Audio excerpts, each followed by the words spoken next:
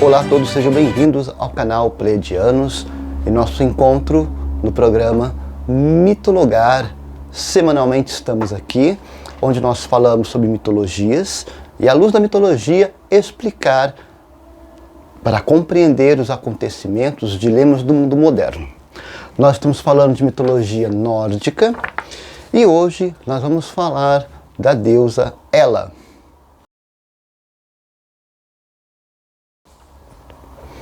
Hela, a deusa do reino dos mortos, na visão da mitologia nórdica. Como ela é a governante, pode ser falado Hel ou Hela, né? Responsável por acolher, decidir sobre qual destino cada alma terá após a morte. De acordo com a mitologia nórdica, a morte é algo natural e não assustadora. Ou seja, faz parte do ciclo natural da vida. De certa forma, cabe a ela, a deusa do mundo dos mortos, receber, julgar e determinar para onde vão os mortos, aqueles que não caíram em batalha. Aqueles que caíram em batalha vão para o Valhalla, né? Então, conforme os seus feitos em vida, o espírito vai para um dos nobres níveis do Helheim, que vão desde os locais paradisíacos, bonitos, até locais horrendos, escuros e gelados. Mas, quem é ela, ou El, né, na mitologia nórdica? Por ser a deusa da morte, filha de Loki, o deus da trapaça, dessa forma é retratada como uma divindade indiferente às preocupações dos seres vivos ou mortos. No entanto, ela não é uma deusa má e nem boa, apenas justa, pois possui um papel importante a ser prestado. O papel que essa deusa faz com muito esmero e justiça. Enfim, o nome Hel significa escolhida ou aquela que se esconde, e provavelmente seu nome tem a ver com a sua aparência, que é descrito como uma pessoa com duas partes diferentes em um único corpo, sendo uma parte viva e metade morta. Bom, como é a Hel dentro do reino dos mortos? Sendo ela senhora do Deus do mundo dos mortos, que é formada por 9 ciclos, ela recebe, julga aqueles que morrem de doença ou de velhice, pois os que morrem em batalha são levados para o Valhalla pelas Valquírias. Inclusive, o nome Hel foi muito usado pelos cristãos, né, os missionários cristãos, como um símbolo do inferno. Mas ao contrário do conceito judaico-cristão, seu reino também serve de amparo e encontro das almas prestes a reencarnar. Ademais, Hel, filha de Loki e da giganta Angry Bird, irmã mais nova do lobo Fenrir, responsável pela morte de Odin no Ragnarok, e da serpente Jormungandr, que vive no oceano de Midgard. Bom, o que nós podemos entender nesse primeiro processo, né? Nós vamos entendendo que quando chegamos no quesito morte, que nós já estamos chegando quase que nos finalmente da mitologia nórdica, falta ainda falar sobre Loki e Thor. Nós vamos entendendo que para os povos nórdicos a morte é algo retratado com naturalidade. Não é horrível, não é uma coisa detestável ou algo que nos faça, de certa forma, pesar sobre o rito da morte. Por quê? Porque ao observar a natureza, tudo tem um começo, meio e fim. Então ela acaba sendo meio que, na resignação da vida, acaba acolhendo a morte, como São Francisco diz, né? Nossa, a irmã morte. O que ele quer dizer, né? Até meio, podemos dizer, poético isso. Mas é aceitar as coisas naturais do ciclo da vida. E não ter aquele assombro de medo, de dúvida, como o mundo moderno muitas das vezes coloca. Se nós passarmos para outras culturas, como nós falamos da egípcia, por exemplo, existe todo um processo de preparação do corpo do morto, porque ele vai precisar daquele corpo no pós-morte. Então vai muito além da questão da finitude. Nós encaramos a morte como uma coisa finita. Mas essa finitude, ela é dada por quê? Por quem? Em que sentido? Em que momento? Essas respostas vão ser dadas de acordo com a cultura, a religiosidade e o entendimento de cada povo, em cada época, em cada século, em cada momento da história da humanidade. Ela não é uma história que eu posso contar para vocês e ter um começo, meio e fim. Quando nós falamos do sentido morte, o ato de morrer, né, de perder a vida, de falecer, seja animais, plantas e o próprio ser humano, ela não se encerra em si, mas também não tem uma continuidade prévia. Por quê? Porque pelo simples fato de quem morreu não voltou para contar. Né? Até então, quem morreu não voltou para contar o que aconteceu, o que vai depois, o que vem, o que sobe, o que desce, céu, inferno, sei lá. Está no imaginário, está na crença. Portanto, ela não é um final em si. É mais para um ponto de interrogação, né? Vamos dizer assim. Bom, mas e onde vive a deusa da morte? Devido à sua aparência, Odin baniu para o mundo das névoas, chamado Niflheim, localizado às margens do rio Nastronou, que é equivalente ao rio Aqueronte na mitologia grega. Em suma, Hel vive em um palácio chamado Elvidnir, que significa miséria, com uma ponte por cima e de um precipício, uma grande porta e paredes altas com uma soleira chamada Ruína. E diante dos portões, um cão de guarda chamado Garn, que significa vigia. Após ouvir terríveis profecias envolvendo os filhos de Loki, Odin e outros deuses de alto nível resolvem fazer algo com os irmãos antes que causassem problemas. Então, a serpente Jormungand foi jogada no mar de Midgard, o lobo Fenrir preso em correntes inquebrantáveis e, quanto a ela, foi enviada para reinar no reino Hel para que ficasse ocupada. Lembrando que a aparência da deusa, né, metade do corpo é viva, de um humano normal, e a outra metade é um esqueleto. Por isso que ela foi mandada para o mundo das névoas, porque para ninguém se assustar com essa aparência. Querendo ou não, não há magia, não há nada que possa cobrir ou tornar nenhuma roupa, nenhuma vestimenta, nenhum adorno que possa tornar essa imagem menos impactante ou até mesmo dolorosa de se ver.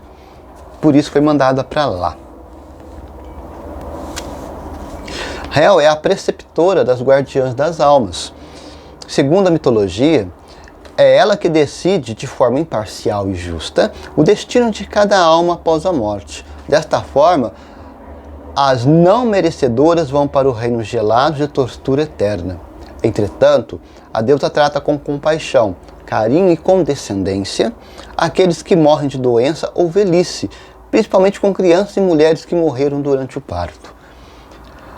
Hel é preceptora e guardiã dos segredos após a morte, responsável por destruir os medos e lembrar o quanto a vida é passageira com seus ciclos de vida e morte. Tanto para os humanos quanto para os deuses, que não são imunes à morte. No entanto, o reino de Hela não é o da realidade comum, mas sim do inconsciente e do simbolismo. Desta forma, a morte precisa fazer parte da vida para que algo novo nasça. O que acontece? Tirando a questão da morte do ser vivo, que dependendo do tipo de ser vivo, da morte ele renasce, plantas, geralmente é assim, né? Do fruto que cai, morre, germina a semente, renasce o novo pé. Então, da morte do velho, renasce o novo. Com animais, a maioria dos animais não ocorre isso, e com o ser humano também não, né? Você, em teoria, a finitude nossa é com a morte. Não existe, não vai nascer das minhas cinzas no novo Marcelo. A finitude está ali. Mas, muito além do que a morte física, a morte muitas das vezes é retratada como o fim de uma situação para o início de outra. Eu acho que vocês já ouviram essa frase: não existe mal que dure para sempre e bondade que nunca termine. Tudo tem um fim. Tudo tem um fim. É claro que quando nós pensamos em uma bondade perene e permanente, cabe a mim e a você lutar arduamente, se for necessário, para fazer com que esse bem, que essa bondade que se instalou, ela perdure, que ela se multiplique, que ela continue em estado de evolução permanente, para que a bondade, a felicidade, o contento e blá blá blá permaneça.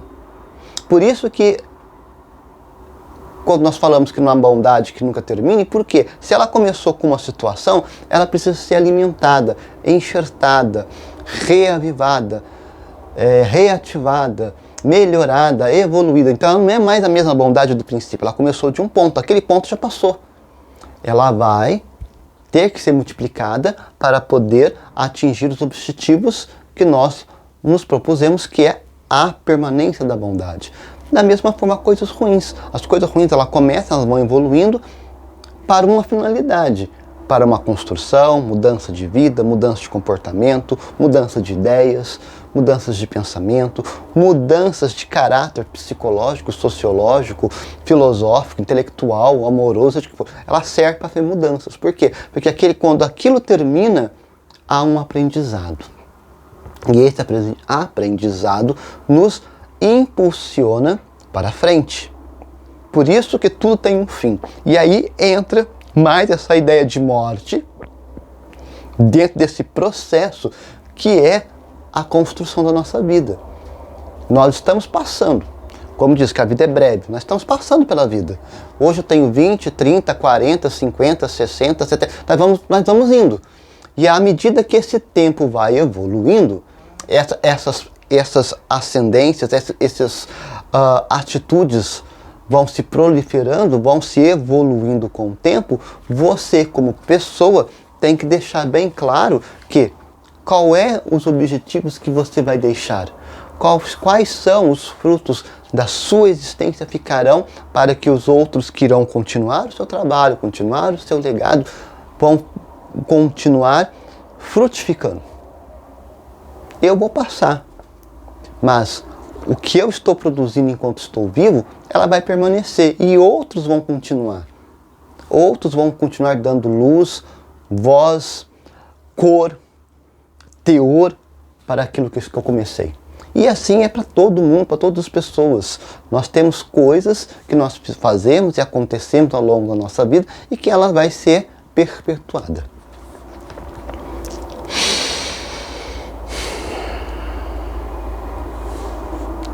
Bem, a deusa real, como eu disse para vocês, ela apresenta uma figura dualista, onde uma parte simboliza o lado sombrio da grande mãe, o túmulo aterrorizante, enquanto o outro lado representa o útero da mãe terra, onde a vida nutre, germina e nasce. Ciclos da vida, né?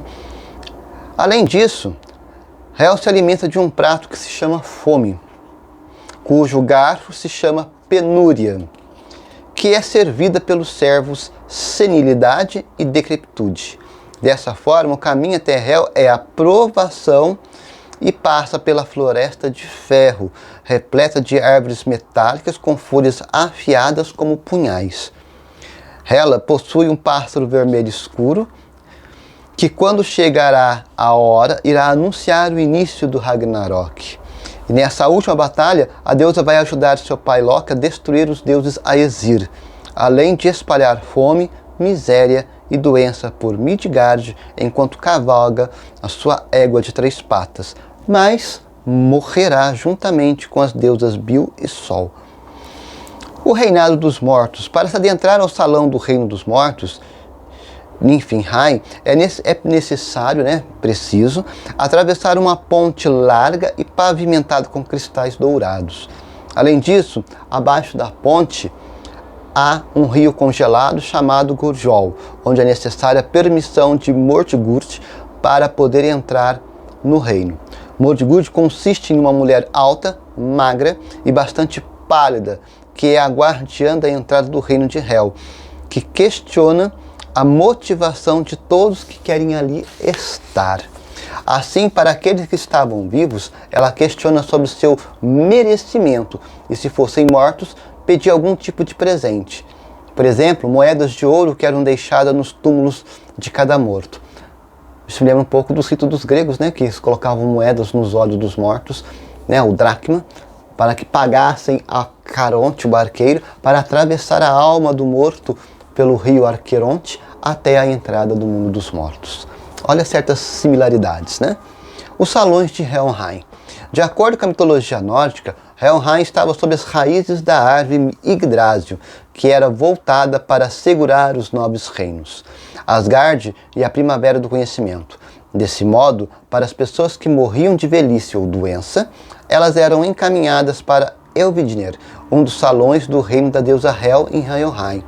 Em resumo, era um lugar lindo, mas despertava sentimentos de frieza e de algo sombrio.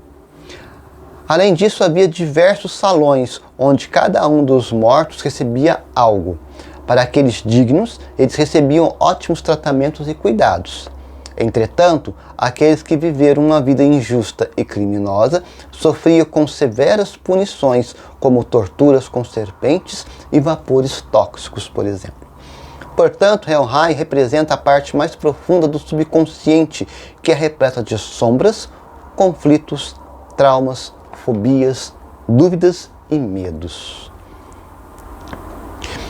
Então nós podemos entender que nada mais, quando faz a alusão ao mundo dos mortos, faz uma alusão também ao lado sombrio da nossa mente, do nosso ser existir como pessoas. Como termina o texto, né? Sombras, conflitos, traumas, fobias, medos, são coisas que nos assombram. E essas sombras fazem com que nós nos tornemos muitas das vezes pessoas detestáveis, por não dizer ignóbeis aos olhos da sociedade. E vários contos, o que mais se destaca para a Hel é a questão dela com Balder, personagem esse que eu já falei, mas quem não assistiu, vou relembrá-los. Uma das lendas que envolve a deusa Hela na mitologia é sobre o papel da morte de Balder, deus da luz, filho da deusa Frigga com Odin. Loki, pai de Hel, enganou o deus cego Odin, irmão de Balder, para que atirasse no irmão uma flecha feita de visco, única fraqueza do deus. Como resultado, Balder morre e sua alma vai para o Helheim. Dessa forma, o mensageiro dos deuses Hermod, outro irmão de Balder, se voluntaria para ir até o reino dos mortos para trazê-lo de volta. Então, para sua longa jornada, Odin prestou seu cavalo de 8 patas, chamado Sleipnir, para Hermod poder pular os portões de Helheim. Após 9 noites viajando, ele chega até ela, suplicando que devolva seu irmão. Ela concorda em devolver Balder, mas com uma condição: que todas as criaturas da terra chorassem por sua morte.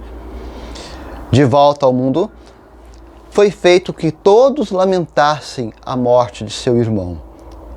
A única que não fez isso foi a giganta chamada Toque, que era na verdade Loki disfarçado, que impediu que Balder fosse ressuscitado, permanecendo refém de Helheim até o dia do Ragnarok, quando ressuscitaria para governar um novo mundo.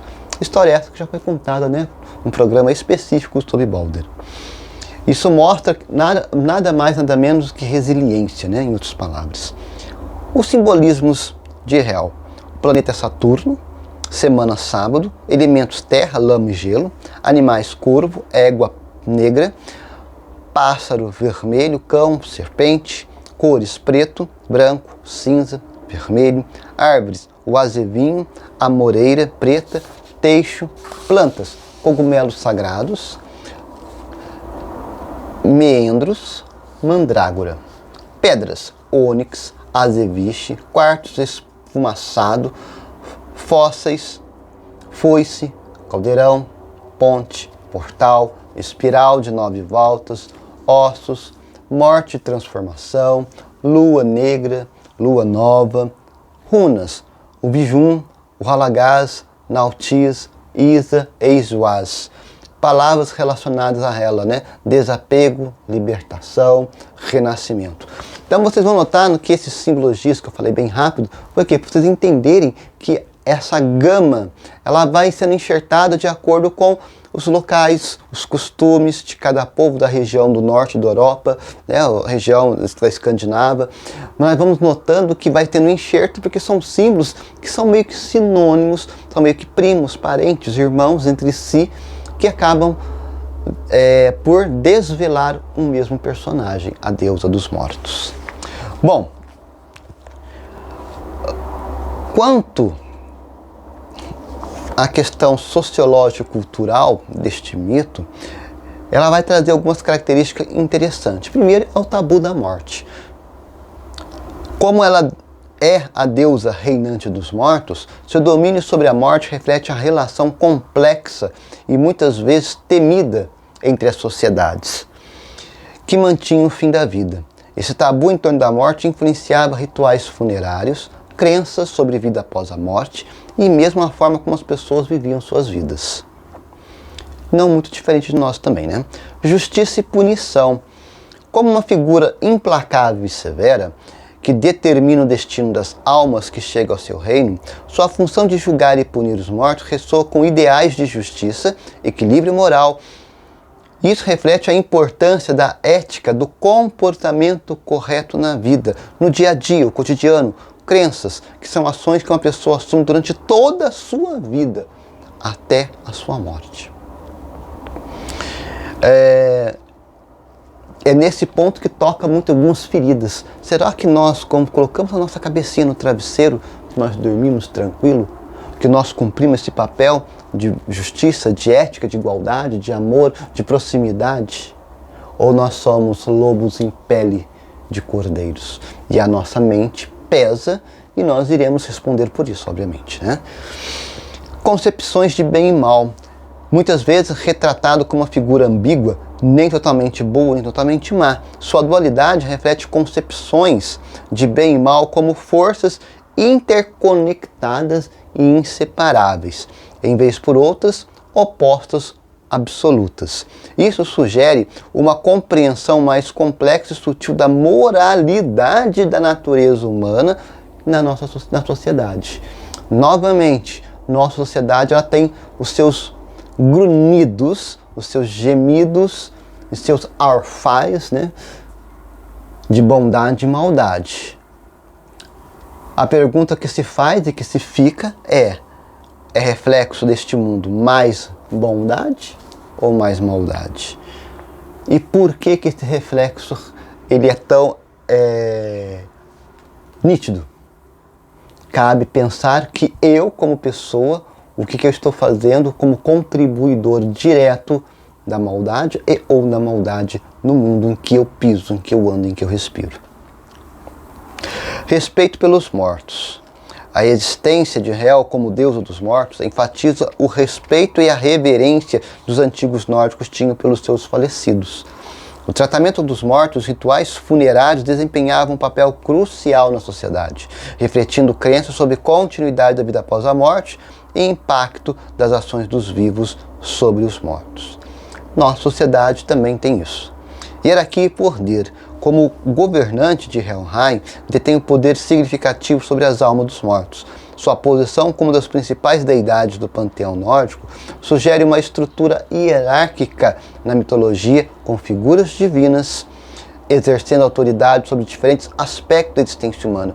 Isso reflete as dinâmicas de poder e autoridades presentes na sociedade nórdica, onde líderes políticos e religiosos desempenhavam papéis de destaque. Na nossa sociedade é a mesma coisa. E ainda temos outros papéis que vão se abrindo. Mais que o poder político e o poder religioso, existe um terceiro poder, que é o poder do eu, enquanto coletivo, enquanto sociedade, que determina os passos do eu político e do eu religioso. O eu pessoal, o eu social, o eu de comunidade, o eu de irmandades, de famílias, de comunidades, de humanidade, vai determinar no mundo moderno o tom e cor do eu político e do eu religioso. Isso não existia muito na Idade Média, no mundo antigo. Por quê? Porque era pavimentado de medo, de crendices, de ações místicas. E hoje a nossa sociedade é muito... Embora, né, a sociedade nunca esteja tão assim arraigada no eu, né, nunca valorizou tanto o ser humano, nunca o homem foi posto tanto ao centro de tudo, de todas as coisas, né, nunca foi tão nítido, né, esse endeusamento do ser humano. Mas é necessário, muitas das vezes, uma certa colocação do ser humano no centro das coisas para poder evidenciarmos o lado religioso e o lado político, que são coisas que, embora devessem andar de mãos dadas, porque vez por outra os dois se esbarram, mas são divisíveis entre si. Eles não são uma única coisa. O que faz tornar as duas pontas uma única coisa sou eu e você. Somos nós que às vezes juntamos tudo num único caldeirão e aí dá os reveses que nós vemos, ouvimos e sentimos na sociedade moderna. Nós temos que entender que religião é religião, ela tem o seu ponto, o seu destaque, a sua necessidade, a sua eficácia e seu ponto alto. O mundo político também tem isso, mas quem governa, quem age, quem interage é você e eu. Somos nós. Por isso que quando nós olhamos no ser humano, no coletivo, é ele que vai dar cor e tom para as outras coisas que vão além do simples ato do ser humano.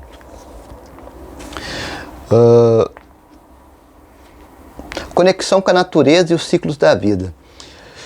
Associado à escuridão e ao frio, elementos que acabam simbolizando o submundo e a morte, a conexão com a natureza reflete a compreensão dos antigos nórdicos sobre os ciclos da vida, incluindo nascimento, crescimento, morte e renascimento.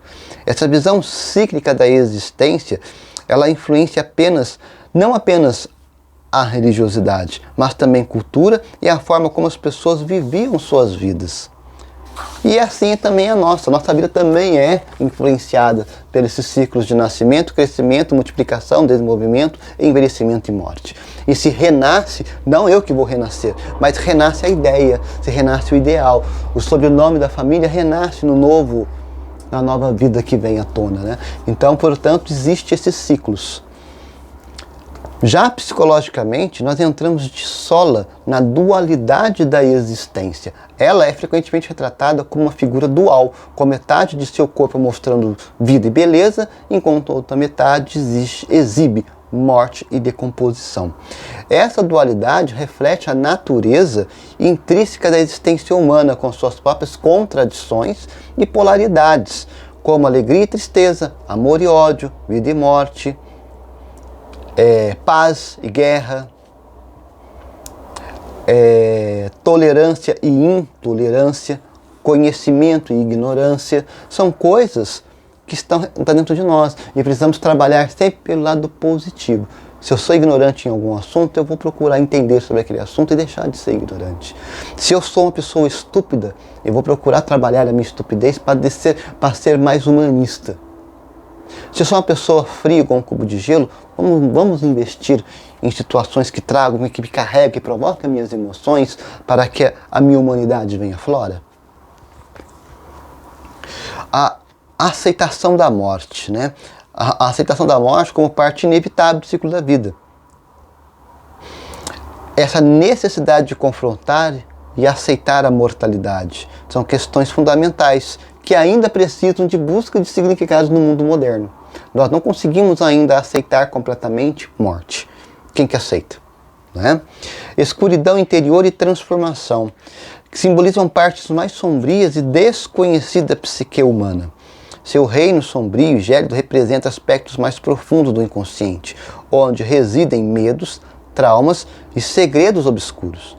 No entanto, assim como é o submundo um lugar de escuridão, também é um local de transformação e renascimento, onde a jornada da alma pode levar à cura e ao crescimento psicológico. nada mais, nada menos do que o nosso universo mental, nossas capacidades intelectuais, psicológicas, que são postos à prova todos os dias, são testadas todos os dias, e precisamos todos os dias fazer uma análise psicológica existencial de cada um para ver o quanto nós estamos sendo humanos ou inumanos nessa sociedade moderna. A aceitação da diversidade e imperfeição retrata uma figura que aceita todos em seu reino, independentemente de sua aparência ou status social. Isso ressalta a importância da aceitação da diversidade e da imperfeição, tanto dentro de nós mesmos quanto nos outros, como um aspecto crucial do crescimento psicológico e da construção de relacionamentos saudáveis.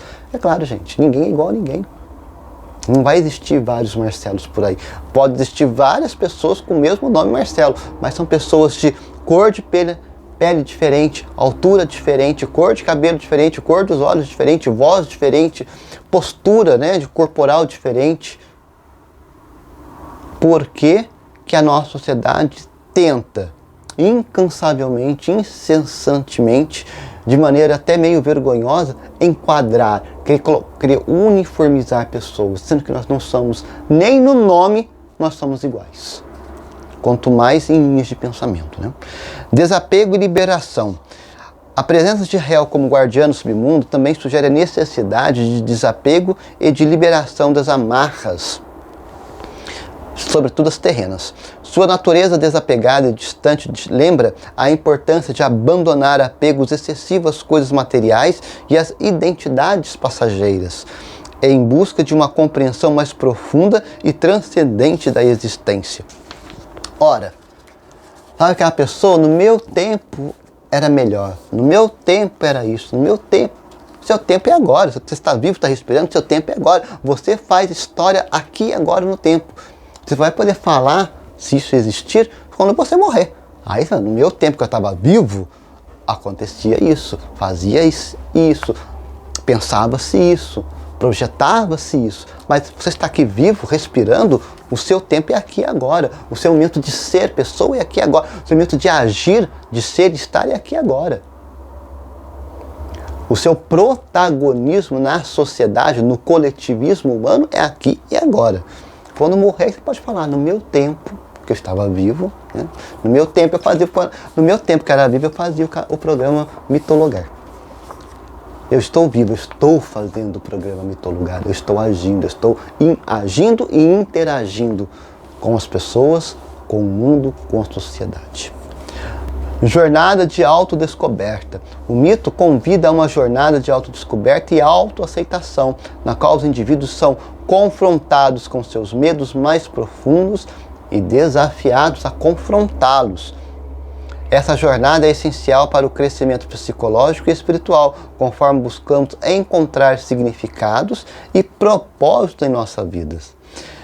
Por fim, o mito de Hel, ela tece, né, uma tapeçaria de características psicológicas e sociológicas que convida a explorar as profundezas da psique e da sociedade humana, confrontar aspectos sombrios, desconhecidos da nossa própria existência. Abraçar a figura de Hel e sua jornada simbólica pode encontrar insights valiosos sobre a nossa vida particular e coletiva, em todos os sentidos da existência humana, em tudo. Por isso que ela perpassa por tudo que nós somos e existimos. É importante e necessário dizer que para poucas coisas tem um fim, um ciclo tem um fim. Mas para muitas outras, o fim de um ciclo é o começo de um outro. Muitas das vezes o processo de término de alguma coisa é um trampolim para alavancar a continuidade em outros momentos, em outros significados, em outros insights, em outros cenários. Quantas coisas nós vemos, ouvimos que aconteceu nos princípios do século XX, aconteceu no meados do século XX, aconteceu nos finais do século XX e aqui, nos primórdios do século XXI, aparece uma coisinha, aparece outra, dá as caras a uma ideia, dá as caras a uma ideologia, dá as caras a uma tendência. Por quê? Porque acabou lá, mas ela não acabou completamente. Ela deixou um eco, ela deixou um rastro, ela deixou uma voz que ecoa hoje. Em algum momento na história do mundo presente, ela vai ganhar força, uma nova roupagem, uma nova vestimenta, uma nova ideologia, e ela passa a vigorar novamente. É claro que tudo que se diz sobre uma nova roupagem, um novo pensamento, uma nova ideologia, ela se propaga na intenção ambiciosa de ser muito melhor do que quando ela foi no passado. É aquela questão que eu costumo dizer quando eu falo do eu.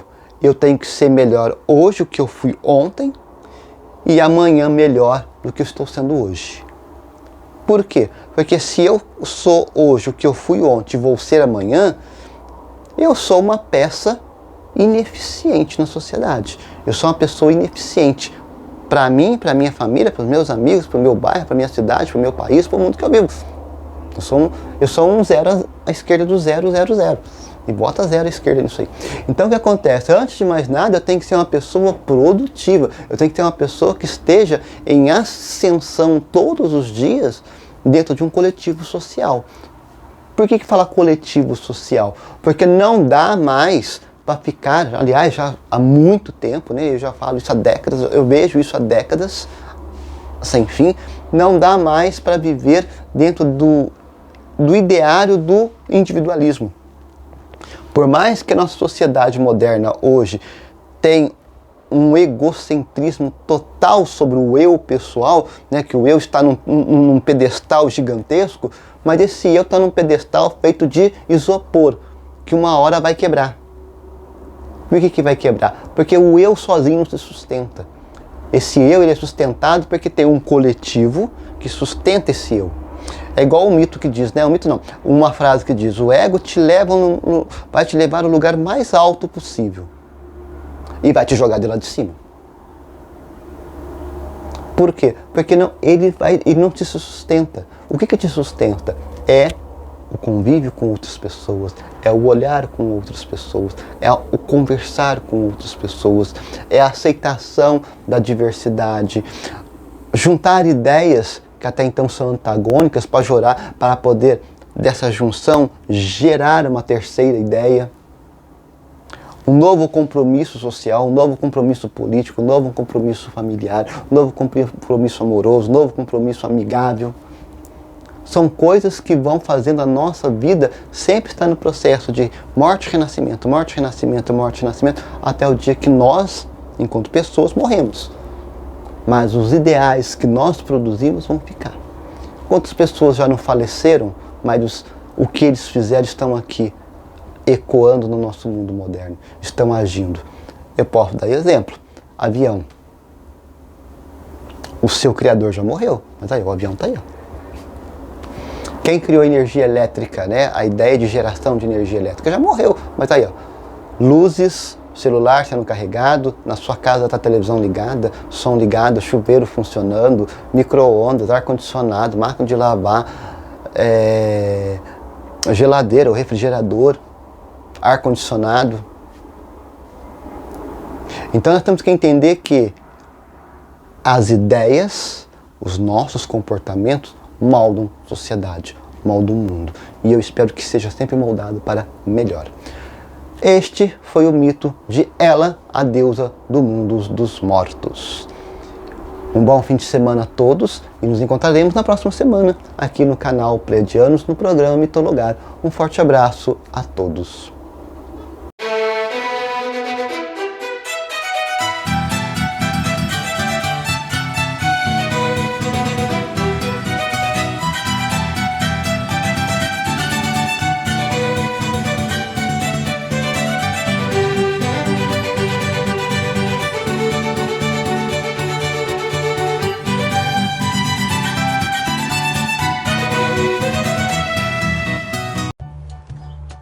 Nós somos a Associação SOS Felinos, onde nós dedicamos com muito amor e carinho a cuidar de 55 gatinhos que foram resgatados da rua. E é através de sua inestimável ajuda estamos conseguindo dar a esses bichinhos muito amados um lar, alimento, remédios, veterinário, além de muita atenção, cuidado e imenso amor. Se você ainda não conhece a Associação SOS Felinos, venha nos conhecer pelas redes sociais e assomar conosco neste projeto. A Associação SOS Felinos, juntos para um mundo melhor para todos.